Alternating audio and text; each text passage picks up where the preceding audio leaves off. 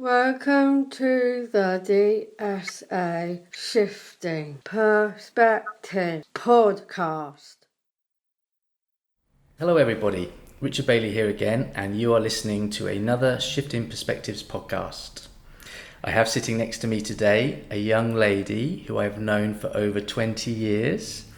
She has a special place in my heart because after my daughter Billy Jo was born, Ophir was one of the first children with Down syndrome that I had ever met. She was as amazing then as she is now. Ophir went to her local mainstream primary and secondary schools. She's been involved with the Chicken Shed Theatre Group pretty much from birth.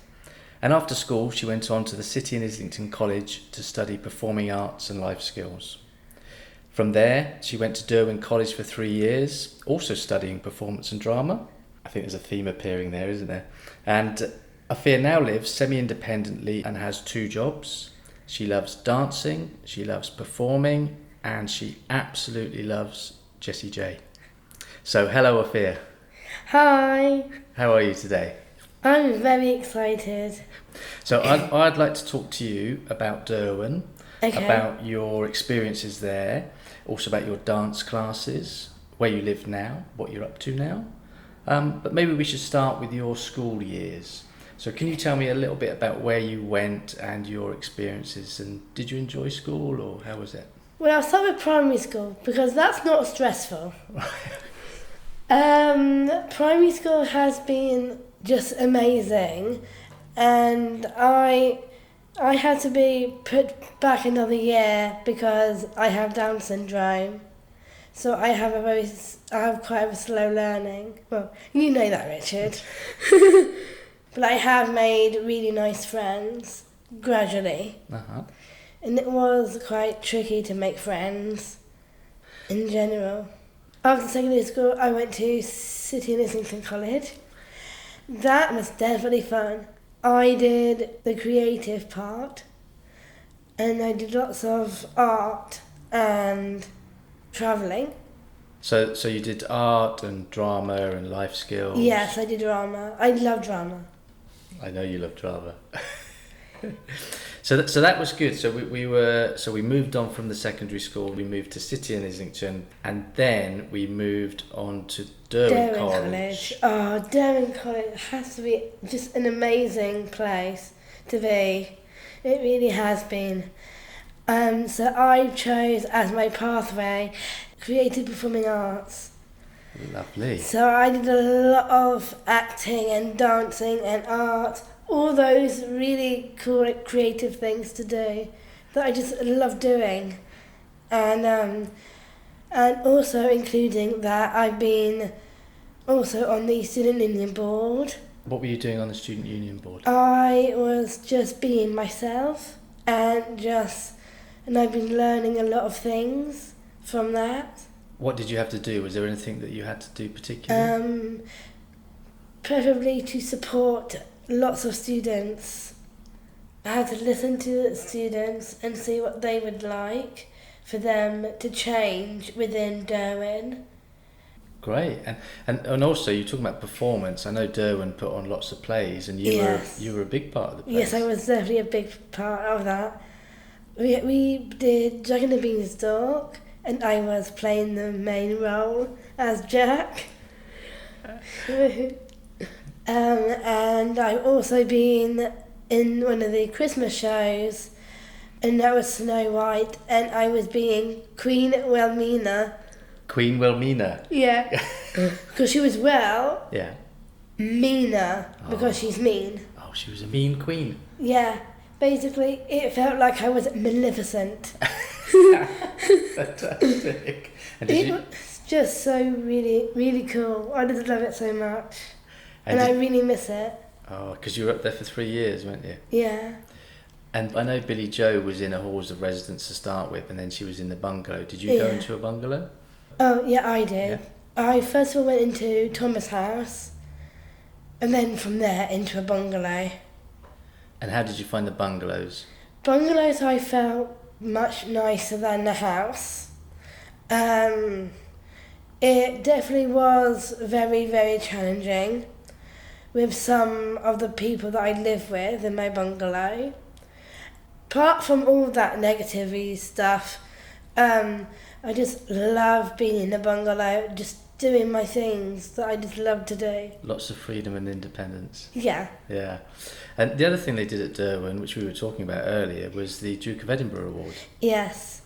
I did the bronze, so we did a lot of walking, literally, and it was really tiring, but it was great fun anyway, because I did it with my friends. Yeah, I bet it was a lot of fun, wasn't it? Yeah. Yeah. And did you say you did the silver as well? Yes, I did the silver. Oh. We did canoeing, and I just love the water. It's just so peaceful. Absolutely wonderful. So what else can you say about Derwent? So you're 3 years up there. You did your Duke of Edinburgh. You did the Student Union. You got on shows. I also did Derwent on Tour. Oh, Derwent, what's Derwent? I don't know that. Derwent on Tour, it's basically they go on tour and it's around Wales and hopefully in England. Hopefully, I don't know. And just what, putting on plays and things? It's a sign, song and dance, basically. That sounds absolutely brilliant. And it's just so much fun. Can I say one thing about it? You certainly can. It's just amazing and incredible to be part of it. And one time we actually went to do a Britain's Got Talent audition. Did you? It was just incredible. It really was. That sounds great. Absolutely brilliant. And now then, did you meet any boys at Derwent? Yes, I have, actually. Some boys are just my mates, but most of this one person that I've met who is a boy, and he is my boyfriend. He lives in Wales, okay, but his hometown is Pembrokeshire, and I still really miss him. Oh, I bet you do. So much. But he does call me, and he does keep in contact with me, even though I still miss him. You left Derwent last year. Yeah, it was really emotional. I bet it was, yeah. So let's talk about what you're up to now. Yes. Okay. So, for instance, independence. Can you tell me about where we are now? We are now in a supported living, and I am living with a flatmate of mine, which I definitely want to say her name. And her name is Melissa. She is so lovely, and I watched her grow in more confident with me, and she's just really lovely, and I just really like her. And what can you tell me about the flat? Because we've got a great view. Flat-wise, it's just beautiful here, and I have a balcony. You do. And I was going to say I have an ensuite bathroom. Fantastic. That's all I'm going to say about that. I'm just living my life here, and I just love it. It's like I'm living my dream. That's absolutely brilliant, Ophir. But how did you feel when you left home? I really, truly miss my family, even though it's what's best for me. So I actually feel very, very excited, a lot. But I also felt very emotional about leaving my family. But you're not too far away from them. But I'm not that far, so I did get to see them. You can still visit and they can visit, can't Yeah. they? Yeah.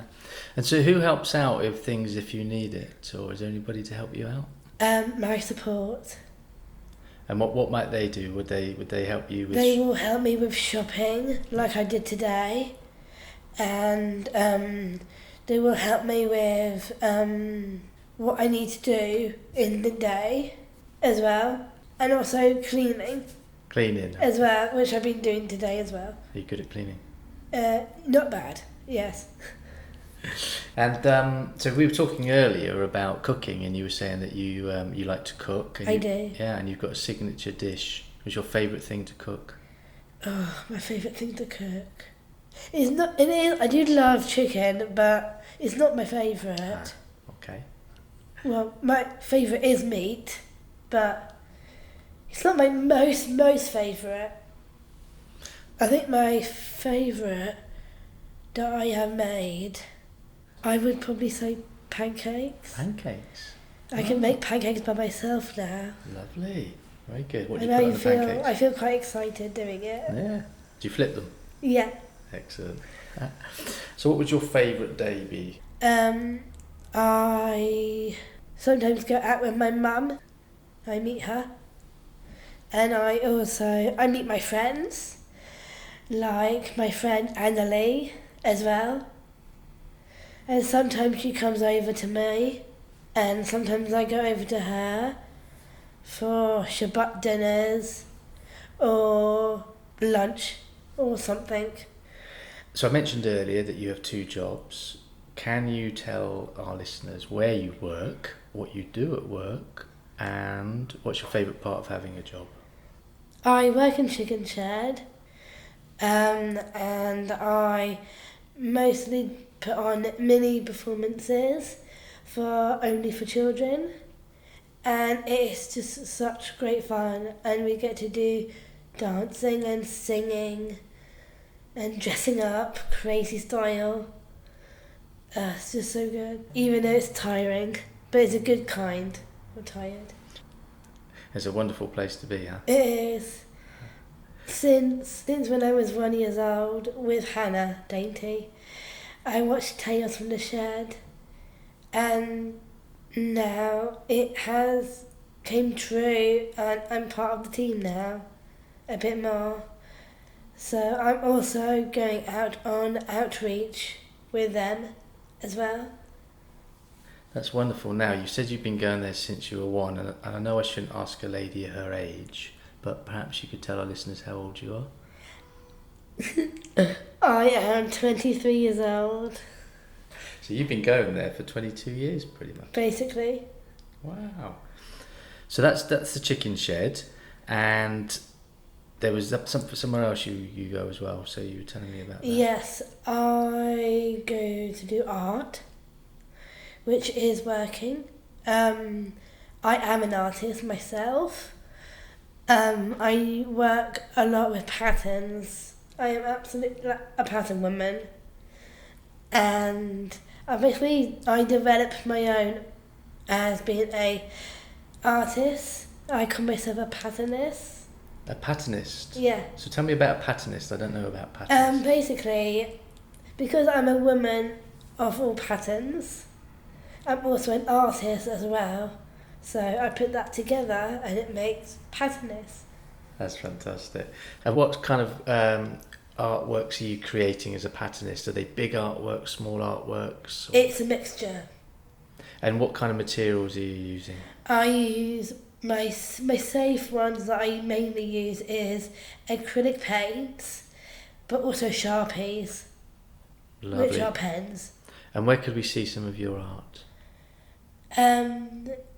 You can see some of my art in one of the art fairs that is going to come up quite soon, and I will let you know about that. Wonderful. So watch this space. Maybe it'll be on the Down Syndrome Association website. Yeah.